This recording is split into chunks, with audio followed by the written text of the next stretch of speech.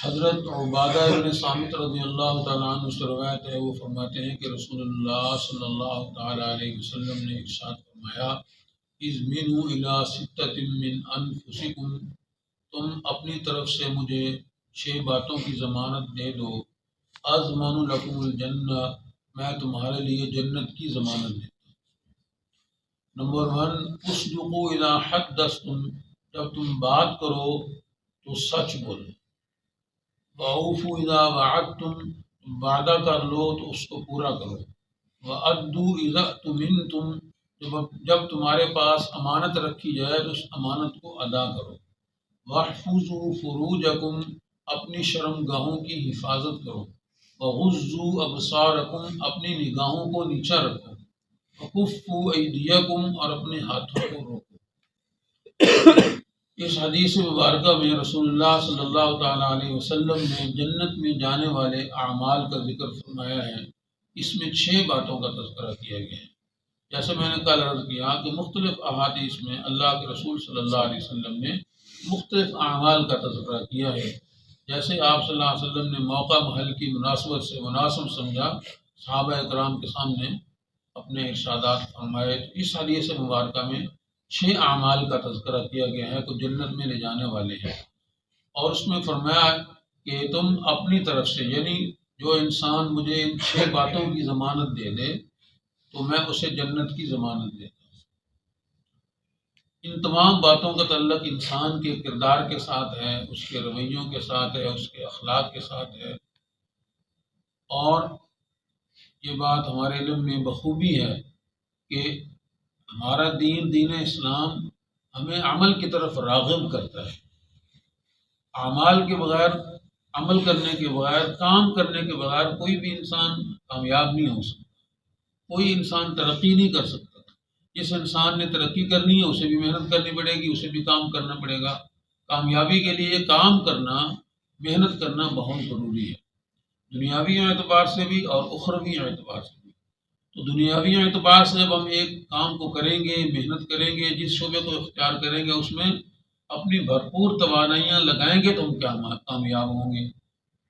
اسی طرح جنت کے اندر جانے کے لیے، آخرت کے اندر کامیابی حاصل کرنے کے لیے بھی محنت کی ضرورت ہے۔ اس حدیث مبارکہ میں 6 اعمال کو بتایا گیا ہے اور فرمایا گیا کہ ان اعمال کرنے کے نتیجے میں اللہ کے نبی فرماتے ہیں میں تمہیں جنت کی ضمانت دیتا ہوں۔ نمبر 1 پہ فرمایا اصدقوا اذا حدثتم، جب کبھی تم بات کرو تو سچی بات کرو۔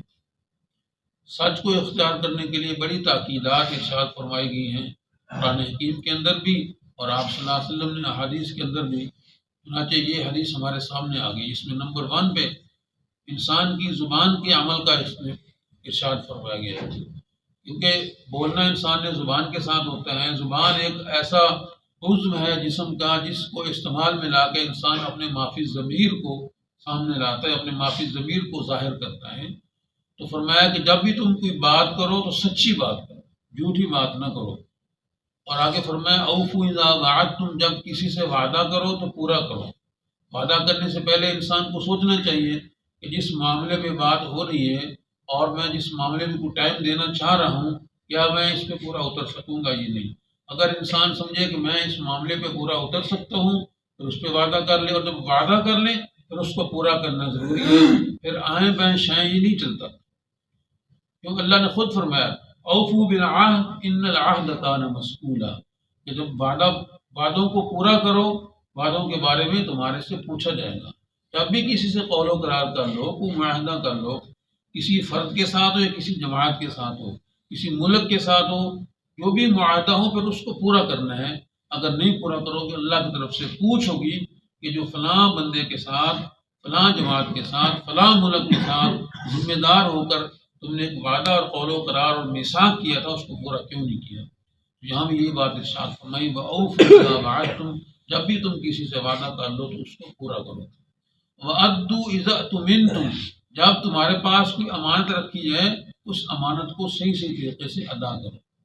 امانت کے حوالے سے کافی دفعہ اس پہ بات ہوئی ہے، اس کا خلاصہ یہی ہے کہ جب بھی ہمیں کوئی ذمہ داری دی جائے یا جب ہم کوئی ذمہ داری خود سے قبول کر لیں کسی بھی حوالے سے، تو وہ پھر ہمارے پاس امانت ہوتی ہے، اس امانت کو پورا کرنا جنت کے جانے کے اندر داخلے کا سبب بنتا ہے۔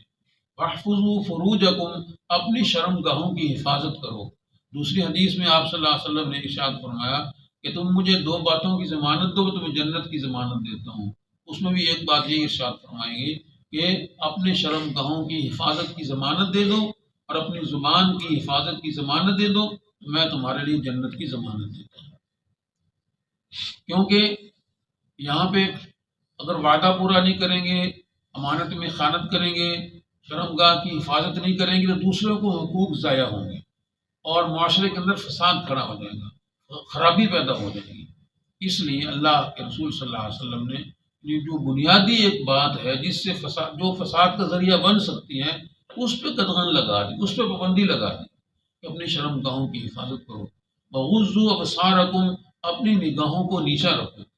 اللہ نے خود قرآن حکیم کے اندر سورہ نور کے اندر بھی ارشاد فرمایا قل للمؤمنین یغضوا من ابصارہم، ایمان والوں کو کہہ دو کہ اپنی نگاہوں کو نیچا رکھیں۔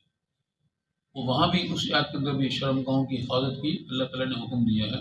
یہاں یہ بات ارشاد فرمائے وغضوا ابصارکم، کہ اپنی نگاہوں کو نیچا رکھیں، کیونکہ ایک حدیث میں آپ صلی اللہ علیہ وسلم نے ارشاد فرمایا نگاہ شیطان کے تیروں میں سے ایک تیر ہے۔ شیطان جن ذرائع اور اسباب کے ذریعے انسان کو غلط راستے پر لگاتا ہے، ان میں سے ایک سبب یا وہ نگاہ ہے انسان کی۔ اس انسان جب غلط نگاہ کسی پہ ڈالتا ہے پھر اس سے آگے بڑھنا شروع کر دیتا ہے۔ اللہ کے رسول صلی اللہ علیہ وسلم نے اس کو پابند کر دیا ہے کہ تم جنت میں جانا چاہتے ہو تو سب سے پہلے اپنی نگاہ کی حفاظت کرنی پڑے گی، محارم سے اپنی نگاہوں کو محفوظ کرنا پڑے گا، بچانا پڑے گا۔ وَكُفُّوا أَيْدِيَكُمْ، اور اپنے ہاتھوں کو روکو، یعنی اپنے ہاتھوں کو روکنا ہے، کسی کو مارنا نہیں ہے، کسی کا حق نہیں اٹھانا، کسی کی چیز چوری نہیں کرنی، کہیں ڈاکہ نہیں ڈالنا، کسی کو قتل نہیں کرنا، یعنی ہاتھ کے ذریعے جو بھی ایک غلط کام ہو سکتا ہے، اس ایک جملے کے اندر وہ آ گیا کہ اس کام سے اپنے آپ کو روکیں۔ کہیں غلط دستخط نہیں کرنے، کسی کے غلط ڈاکومنٹ کے اوپر دستخط کر کے اس کا نقصان نہیں کرنا، یعنی جو بھی معاملہ ہاتھ کے استعمال کے ذریعے کسی کو نقصان پہنچانے والا ہو سکتا ہے، اور میں کفوا ایدیکم، اپنے ہاتھوں کو روکے رکھوں۔ اس حدیث مبارکہ میں اعمال بتائے گئے ہیں، اگر ہم ان پر غور کریں، ان اعمال کو اپنے قابو میں لانے سے، یعنی وعدے کی پابندی کرنا، امانت کو ادا کرنا، نگاہوں کی شرم گاہوں کی حفاظت کرنا اور اپنے ہاتھوں کو روک کے رکھنا، ان تمام اعمال پر پابندی کریں گے تو معاشرے کے اندر امن کی فضا پیدا ہوگی، معاشرے کے اندر فساد ختم ہو جائے گا، معاشرے سے فساد ختم ہو جائے گا اور ایک دوسرے کے ساتھ بھائی چارے کی اور پیار محبت کی فضا پیدا ہو جائے گی۔ ہر بندہ اپنے آپ کو محفوظ سمجھے گا، ہر بندہ یہ سمجھے گا کہ دوسرے آدمی سے جو میرا حق ہے وہ مجھے مل جائے گا، اپنے حق کو وہ محفوظ سمجھے گا تو یقیناً فضا جو ہے وہ اچھی ہو جائے گی۔ اللہ میں سمجھ نصیب اور عمل کرنے کی توفیق۔